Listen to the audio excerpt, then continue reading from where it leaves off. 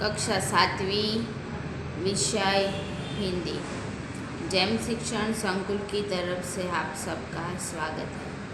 तो हमारी जो हिंदी व्याकरण का जो टॉपिक है उसमें मैं आज आपको हिंदी निबंध लेखन की नोटबुक में आपको निबंध लिखना है मेरा प्रिय त्यौहार। तो मेरा प्रिय त्यौहार दीपावली यानी कि दिवाली के बारे में आपको लिखना है। मैं आपको हिंदी निबंध माला है उसमें से मैं आपको बोलती हूँ और आप तैयार भी करना और साथ में आप घर पे हिंदी की आपकी जो निबंध लेखन की नोटबुक है उसमें भी आपको लिखना है। तो आप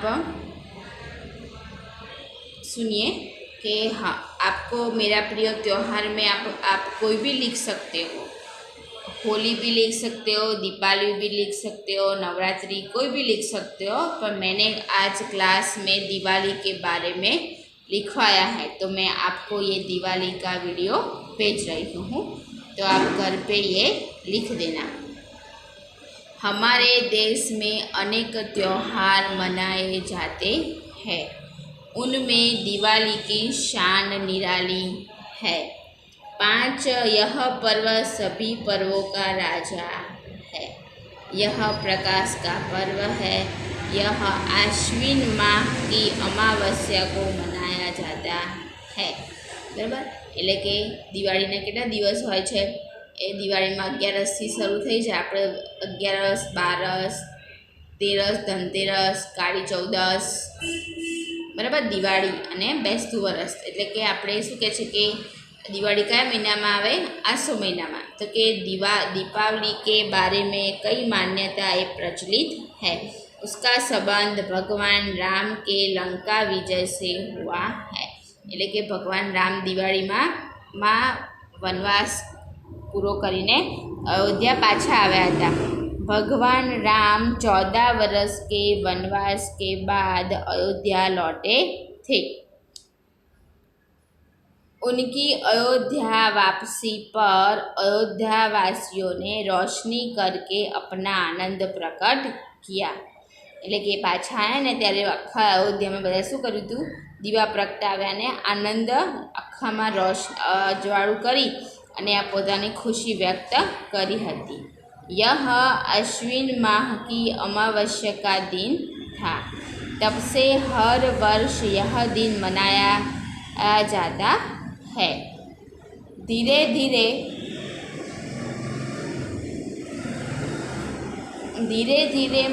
इसने दीपावली का त्यौहार का रूप ले लिया। एक मान्यता यह भी है कि युधिष्ठिर ने राजसूय यज्ञ की पूर्णाहुति की खुशी में इस त्यौहार की शुरुआत हुई थी। जैसे संप्रदाय के लोग इस दिन को भगवान महावीर के निर्वाण दिन के रूप में भी मनाते हैं।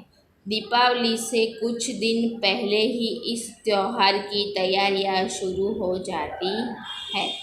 लोग अपने अपने घर को झाड़ पोंछ कर साफ करते हैं। એટલે કે દિવાળી આવે એની પહેલાં બધા શું કરતા હોય છે? પોતાના ઘરમાં સાફ સફાઈ શરૂ કરી દેતા હોય છે।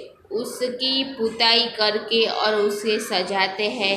लोग नए नए कपड़े सिलाते हैं, महिलाएं नए नए गहने खरीदती है और घर घर में पकवान और मिठाइयाँ बनती हैं। बच्चे फूलझड़ियाँ जलाते हैं और पटाखे भी फोड़ते हैं। એટલે કે શું કહે છે? બધા દિવાળીનો સમય આવે ત્યારે બધા ઘર સાફ કરી દે, ઘરને સજાવે, નવા કપડાં સીવડાવે, સ્ત્રીઓ નવા દાગીના ખરીદે, બધા પોતપોતાના ઘરે નવા પકવાન એટલે કે નવી મીઠાઈઓ ને બધું સારું સારું જમવાનું બનાવે। એ નાના છોકરાઓ જે હોય છે એ શું કરે? તારામંડળ ને ફટાકડા फोड़े। दीपावली का त्यौहार धनतेरस से भाई दूज तक 5 दिनों का होता है। એટલે કે છે કે દિવાળીનો તહેવાર ધનતેરસથી માંડીને ભાઈ બીજ સુધી 5 દિવસનો હોય છે। 5 दिन खूब धूमधाम से रहता है। 5 दिवस खूब धूमधाम थी મનાયા 5 દિવસથી મનાવવામાં આવે છે. એટલે કે છે કે 5 દિવસ એ ખૂબ ધૂમધામથી મનાવવામાં આવે છે. घरों पर रंगीन बल्बों की रोशनी की जाती है. એટલે કે ઘરની અંદર બધા શું કરે છે, રંગીન ઘણા લોકો સીરીજો લગાવતા હોય છે, લાઇટિંગ કરતા હોય છે. દરવાજે પર તાજા ફૂલ પત્તીઓ કે તોરણ બાંધે જાતે હૈ. એટલે કે દરવાજાની ઉપર બધા શું કરે છે, ફૂલના હાર કે તોરણ લગાવતા હોય છે. आंगन और प्रवेश द्वारों पर नित्य नई रंगोलियाँ सजाई जाती है. એટલે કે છે કે બધા પોતાના ઘર આગળ શું કરે છે, સરસ મજાની રંગોળી કરે છે. ગલી મોહલ્લો કે પટાખો કી આવાજે ગૂંજને લગતી है. એટલે કે છે કે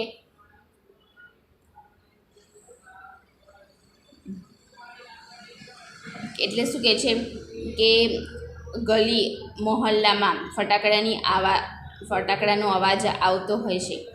અમાવસ્યા કી રાત દીપાવલી કી રાત હોતી હૈ.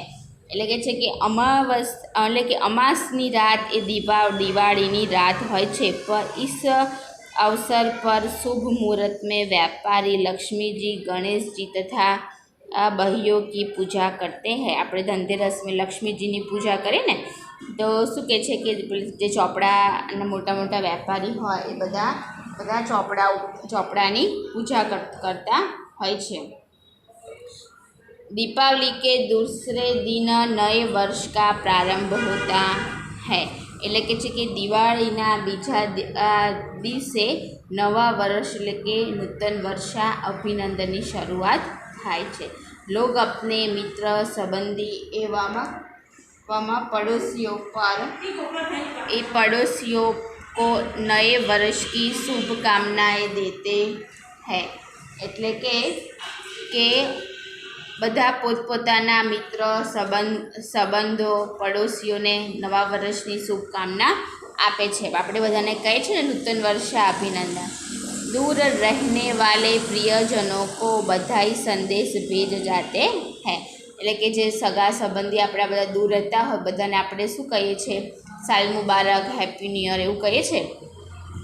भाई दूज के दिन भाई अपनी बहन को कुछ उपहार देता है. એટલે કે ભાઈ બીજના દિવસે દરેક ભાઈ પોતાની બહેનને કંઈક વસ્તુ આપતા હોય છે. और बहन भाई के लिए मंगल कामना करती है. એટલે કે છે કે દરેક બહેન પોતાના ભાઈ માટે શું કરતા હોય છે, એ ભગવાન પાસે પ્રાર્થના કરતા હોય છે. दीपावली प्रकाश का सुंदर पर्व है. हमारे घर आंगन और अंतःकरण को जगमगाता है. એટલે કે દિવાળી એવો મસ્ત તહેવાર જે છે એ પોતાનું ઘર, પોતાનું આંગણ અને કહે કે મનમાં પણ આપણને ખુશી હોય. अंधेरे में उजाला फैलाने वाला यह त्यौहार हमारी जिंदगी में नवजीवन का संदेश लेकर आता है. એટલે કે છે કે અંધારામાંથી અજવાળામાં એટલે કે પોતાની જિંદગીમાં પ્રકાશ ફેલાવવા માટેનો એક સંદેશ લઈને આવે છે. દિવાળીનો તહેવાર નાના મોટા બધાને ગમે, બરાબર. એ આપણે જિંદગીમાં અંધકાર એટલે કે જીવનમાં જે બી થયું હોય વર્ષમાં બધું ભૂલી જઈને આપણે દિવાળીનો તહેવાર ખુશી મનાવતા હોઈએ છીએ, બરાબર.